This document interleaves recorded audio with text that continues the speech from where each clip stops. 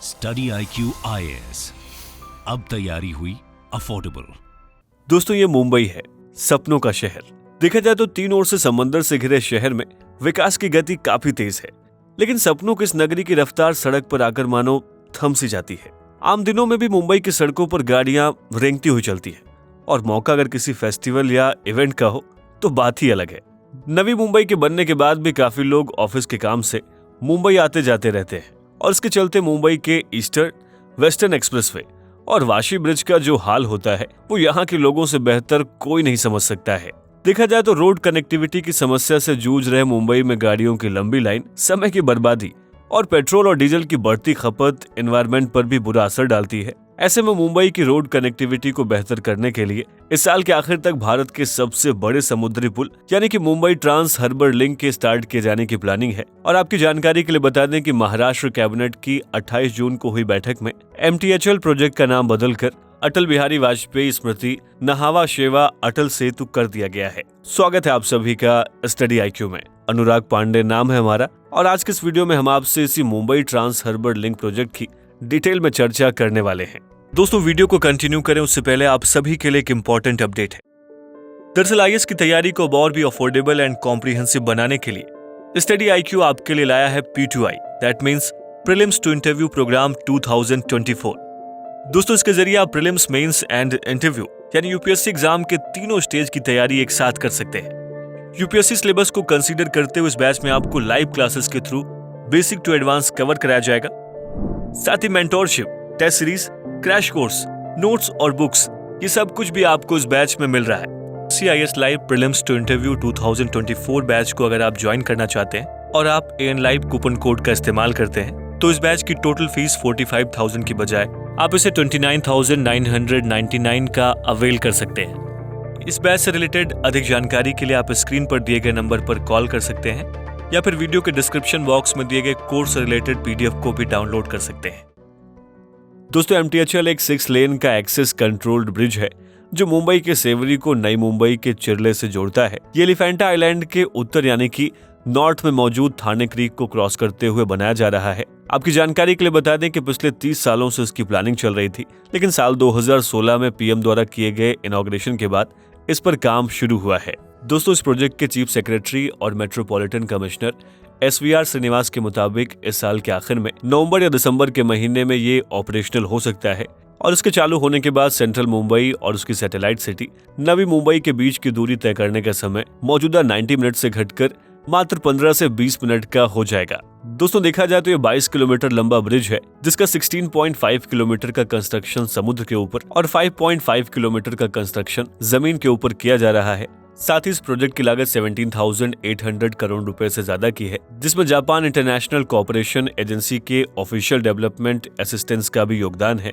दोस्तों, ये ब्रिज भारत में कई नए कीर्तिमान स्थापित करेगा, जिसमें शामिल है इसकी ऑर्थोट्रोपिक स्टील डेक टेक्नोलॉजी। देखा जाए तो एक steel of the art technology है जो इस रीजन में चलने वाले मर्चेंट वेसल्स को ध्यान में रख के एडॉप्ट की गई है। और दोस्तों, इस तकनीक की मदद से दो पिलर्स के बीच की दूरी आमतौर पर रखी जाने वाली दूरी से 3 गुना ज्यादा हो सकती है। देखा जाए तो ऐसे 70 डेक्स इस प्रोजेक्ट में बनाए जा रहे हैं और इनकी लंबाई 65 मीटर से 180 मीटर्स तक रखी गई है। साथ ही शिप्स के बिजी रूट होने की वजह से इस प्रोजेक्ट के पिलर्स की हाइट भी असमान रखी गई है, और ऐसा इसलिए किया गया है ताकि उन शिप्स को आने जाने में कोई परेशानी ना हो। दोस्तों, इसके अलावा इसमें रिवर्स सर्कुलेशन ड्रिलिंग का इस्तेमाल किया गया है। दरअसल पारंपरिक ड्रिलिंग तकनीक में पाइल फाउंडेशन डालने के समय की जाने वाली वर्टिकल ड्रिलिंग से बहुत शोर होता है, जिससे आसपास के पर्यावरण को काफी डिस्टरबेंस होता है। और दोस्तों, यहाँ पर ध्यान देने वाली बात यह है कि सेवरी के मड फ्लैट इलाके प्रवासी पक्षियों जैसे कि फ्लेमिंगोज का एक महत्वपूर्ण स्थल है। ऐसे में हजारों की संख्या में ये पक्षी यहाँ पर आते रहते हैं। ऐसे में इस प्रोजेक्ट की प्लानिंग के समय यह महत्वपूर्ण मुद्दा भी उठाया गया था। दोस्तों, इसके अलावा इसमें रिवर्स सर्कुलेशन ड्रिलिंग का इस्तेमाल किया गया है। साथ ही रिवर्स सर्कुलर ड्रिलिंग में कंप्रेस्ड एयर का इस्तेमाल किया जाता है, जो कि खुदाई के समय निकलने वाले मलबे को ड्रिल के बीच में बने होल से निकाल देता है, और इस तकनीक से इस मुद्दे का समाधान निकल आया। दोस्तों, इस प्रोजेक्ट के कंस्ट्रक्शन के समय हमने देखा कि इलाके में आने वाले पक्षियों की संख्या पहले के मुकाबले और बढ़ गई, जो कि इसके इफेक्टिवनेस का प्रूफ भी है। साथ ही इसमें हाई कंटेनमेंट क्रैश बैरियर्स का यूज किया जा रहा है, और देखा जाए तो एक तरह के स्पेशल क्रैश बैरियर्स हैं जो किसी भी व्हीकल के उनसे टकराने के बाद उसे वापस रोड की ओर ढकेलते हैं, जबकि आम बैरियर्स बस कार से टकराने पर उनके प्रभाव को झेलते हैं।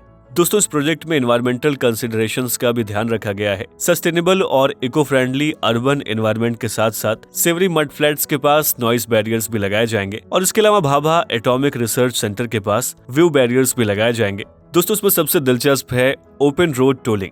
दरअसल इस तकनीक के इस्तेमाल से अब गाड़ियों को टोल देने के लिए धीमे होने की कोई जरूरत नहीं पड़ेगी।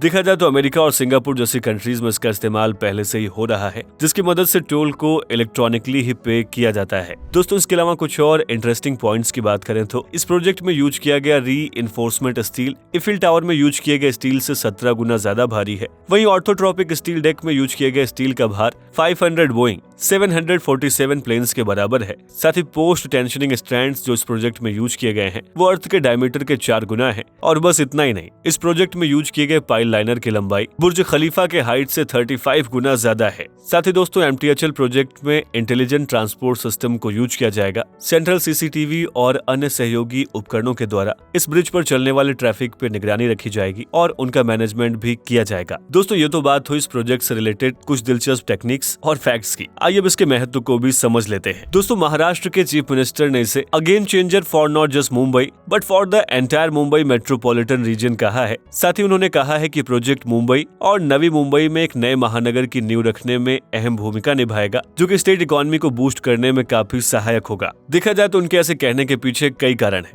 दरअसल ये ब्रिज नवी मुंबई में proposed Navi Mumbai international airport और पुणे और बेंगलुरु और गोवा जैसे शहरों से फास्ट कनेक्टिविटी इंश्योर करेगा। साथ ही पूरी तरह से ऑपरेशनल होने पर इस ब्रिज पे रोजाना 70,000 गाड़ियों का परिचालन होगा। साथ ही भविष्य में इस ब्रिज को मुंबई पुणे रोड से भी जोड़ने की योजना है और इस ब्रिज के खुलने के साथ ही मुंबई शहर का ट्रैफिक जाम कम हो जाएगा और रॉ मटेरियल्स, फिनिश गुड्स और लेबर को लाने ले जाने में भी काफी सहूलियतें होंगी। नवी मुंबई और रायगढ़ डिस्ट्रिक्ट की फिजिकल और इकोनॉमिक डेवलपमेंट में इसका बड़ा योगदान होगा और हम ऐसा इसलिए कह रहे हैं क्योंकि इस प्रोजेक्ट की वजह से नए बिजनेसेस यहाँ पर आएंगे और नई एम्प्लॉयमेंट अपॉर्चुनिटी भी क्रिएट होगी। साथ ही दोस्तों इससे फ्यूल और समय की भी बचत होगी और देखा जाए तो मुंबई और नवी मुंबई के बीच की दूरी लगभग 15 किलोमीटर कम हो जाएगी। और दोस्तों इसके एनवायरमेंटल पहलू को समझे तो एक अनुमान के मुताबिक 1 करोड़ लीटर ईंधन सालाना की बचत के साथ साथ 2,56,800 टन कार्बन डाइऑक्साइड की भी कमी आएगी। देखा जाए तो इसके साथ ही मुंबई का विकास ईस्ट के डायरेक्शन में भी शुरू हो जाएगा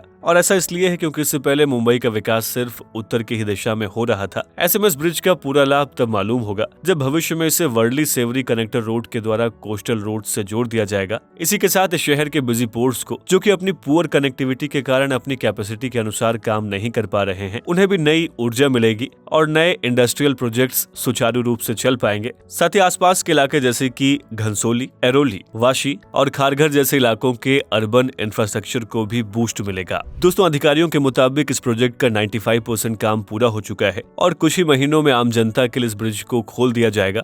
यातायात के साथ ये शहर के रेजिलियंस को भी बदलने में मदद करेगा और ऐसा इसलिए है क्योंकि ये ब्रिज अर्थक्वेक और साइक्लोन्स का भी सामना कर सकता है। दोस्तों ये ट्रांस अर्बन लिंक प्रोजेक्ट सिर्फ स्टील और कंक्रीट का एक ढांचा ही नहीं है, बल्कि मुंबई शहर की एम्बिशंस, रेजिलियंस और चुनौतियों से लड़ने के दृढ़ निश्चय और उसकी प्रगतिशीलता का भी एक प्रतीक है। ऐसे में दोस्तों ये प्रोजेक्ट इस इलाके में रहने वाले नागरिकों के लिए एक नया दौर ले आएगा, जो कनेक्टिविटी के साथ साथ समृद्धि और एक उज्जवल भविष्य भी सुनिश्चित करेगा। दोस्तों आपकी इस मुद्दे पर राय क्या है, हमें इस वीडियो के कमेंट बॉक्स में जरूर लिखें। स्टडी IQ IAS, अब तैयारी हुई अफोर्डेबल।